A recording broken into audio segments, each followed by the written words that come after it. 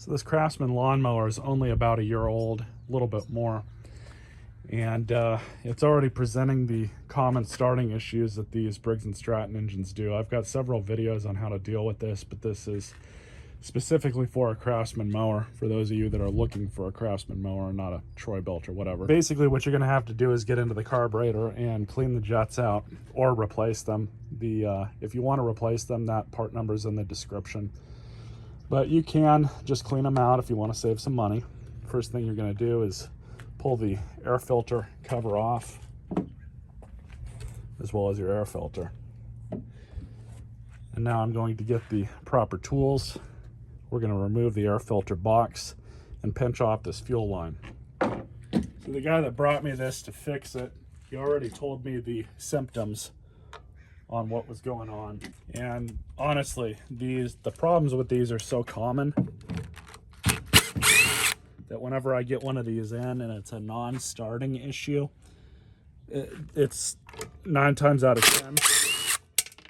9 times out of 10, that's the issue, is the carburetor.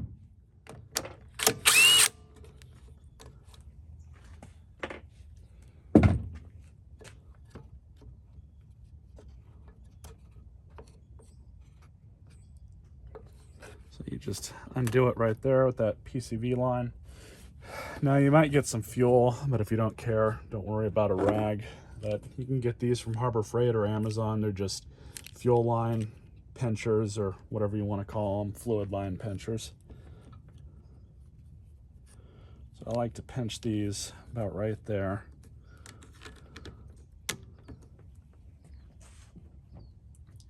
Then we're going to remove the fuel line.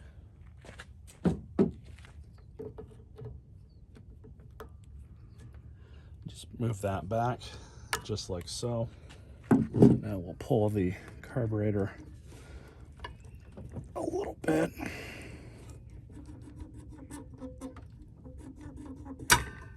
Just like that. This O-ring fell off. You don't want to lose that. Pull a fuel line. And now that that's off, just rotate this around. Just take it off just like that. So I'll meet you guys at the workbench. Now we're going to take the bowl off.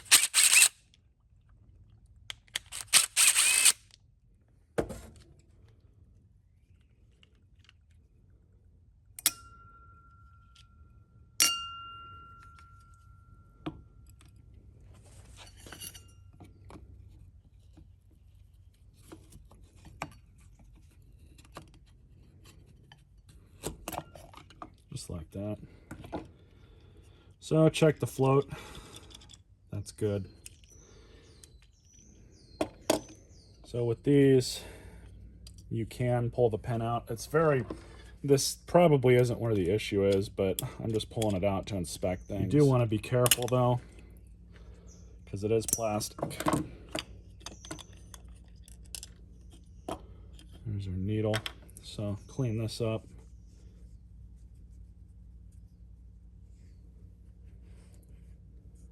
That's in good condition. That's not likely where any issue is. Float's in good condition. So this is the problem. This is what you can replace. These are kind of delicate to get out, but you just want to rock them a little bit.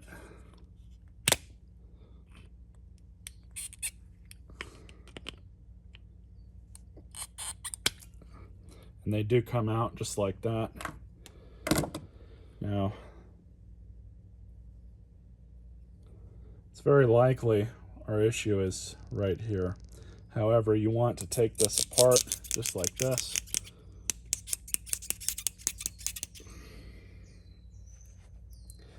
And they're always a pain.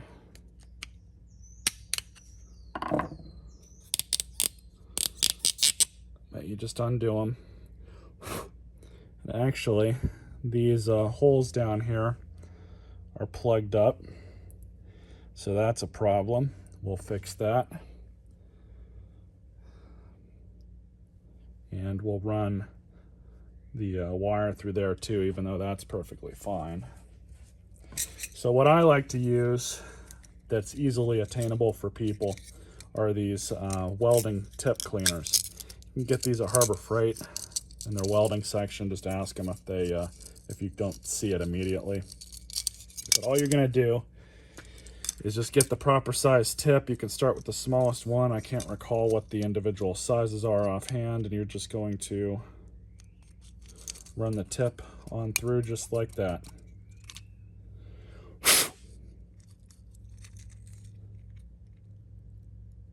You're going to do that through all of them, regardless if they need it or not, or appear to need it or not.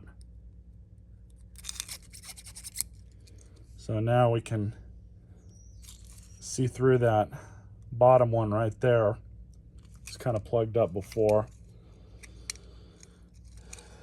And now I've got to find the smallest one, which I think is this one. And we're going to clean out that little jet that's inside there, and you're just going to do this.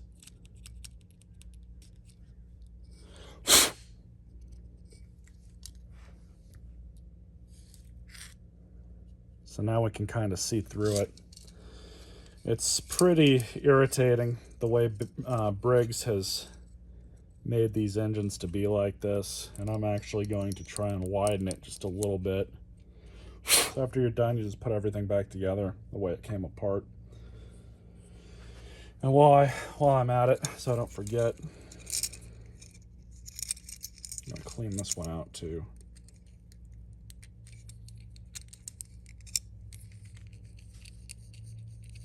Just like that.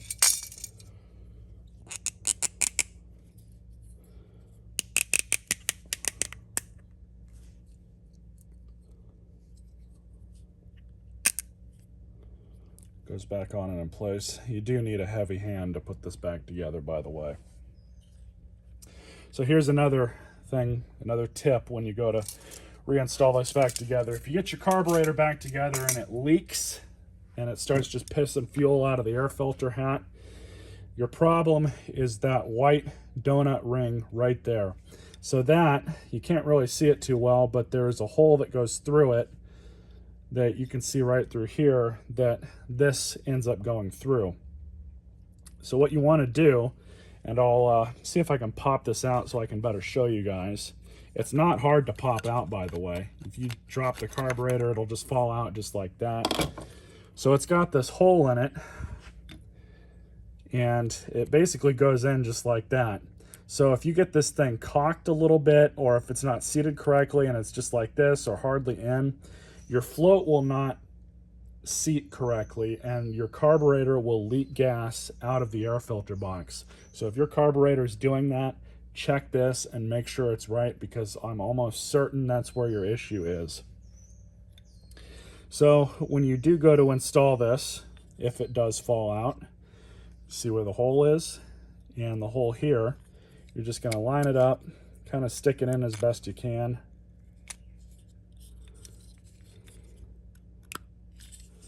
And then you might have to take it out a couple times to get it seated just right.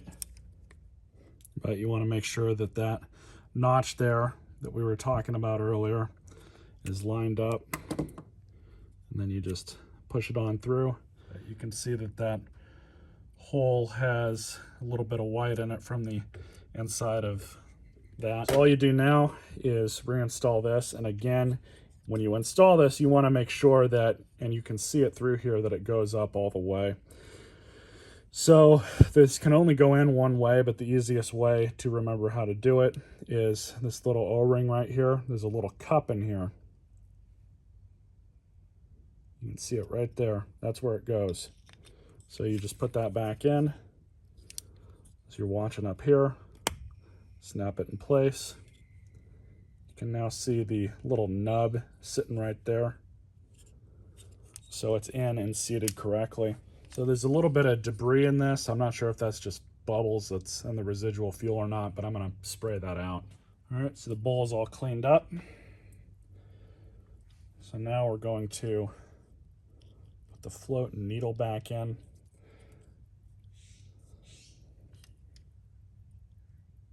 And just like that, you're going to line the needle up with that little hole. Super simple. throw the pin back on.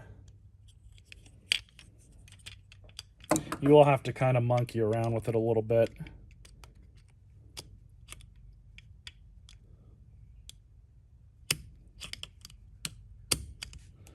Just like that, it goes right back in. Check your float, make sure that's good. That's working 100% perfectly.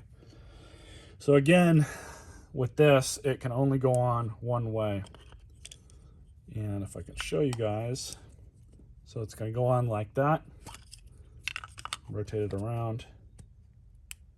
It will not go on like this, because this needs to basically go in that little hole there. There we go.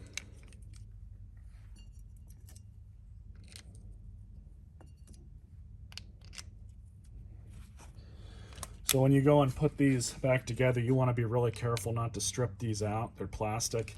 If you're new to this type of stuff, I don't recommend using anything like this, especially an impact like this is, but it's got a variable trigger, and I know this tool really well.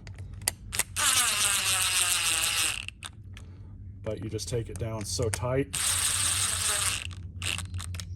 you don't wrench it on there. Weird size, let's say 9/32. I think that transfers to like an 8mm or something like that. But these mowers are weird because half the hardware is in metric and half the hardware is in standard. So, you know, kind of is what it is. Everything's made in China now, even though they claim that it's assembled here. It doesn't really matter. So let's put her back together. All right. Remember what I was talking about with this O-ring and the little retainer here. You just put the O-ring back in, just like that, if it came out.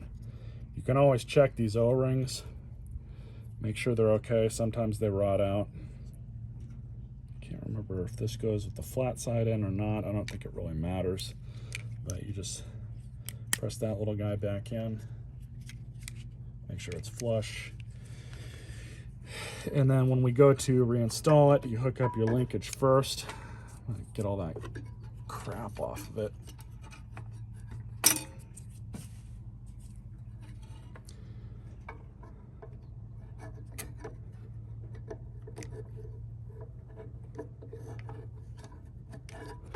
Just like that.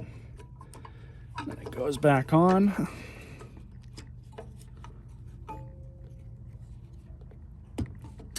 Fuel line goes on.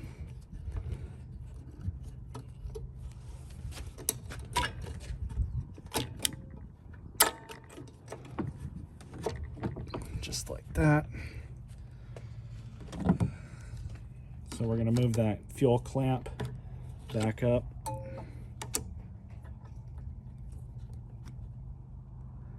Just like that. So now we can put the air hat back on. Make sure this gasket here is nice and clean. Back of this is fine. So it lines up right here and right down here. But you want to make sure that this PCV hose right here gets put back on properly. So it's also important with these screws. You have two different kinds of screws here. You have coarse thread and fine thread. The fine thread goes on the outside.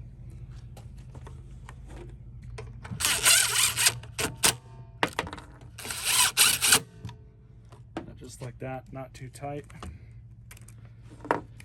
So the coarse thread screws go into plastic, which is the carburetor.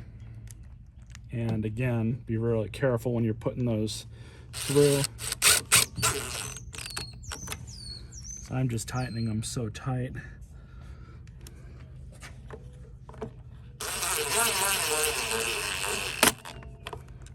Just like that.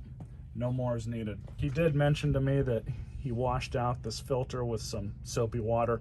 It is dry now, but it needs oil. He said he forgot to do that, so I'm going to go ahead and do that for him before we try and start it. And you really don't need a lot.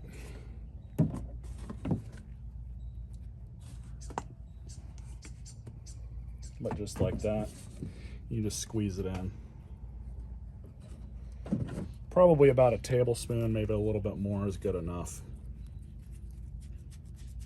But that's how these filters back on. And throw the cover back on.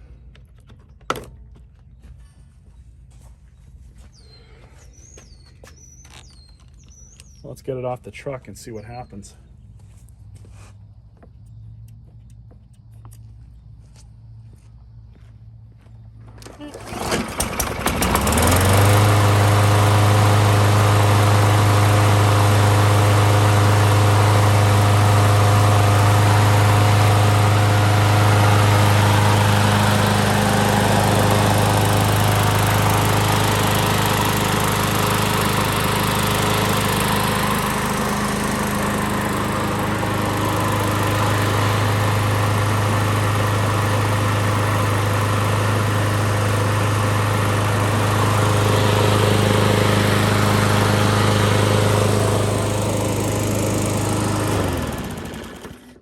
Perfect.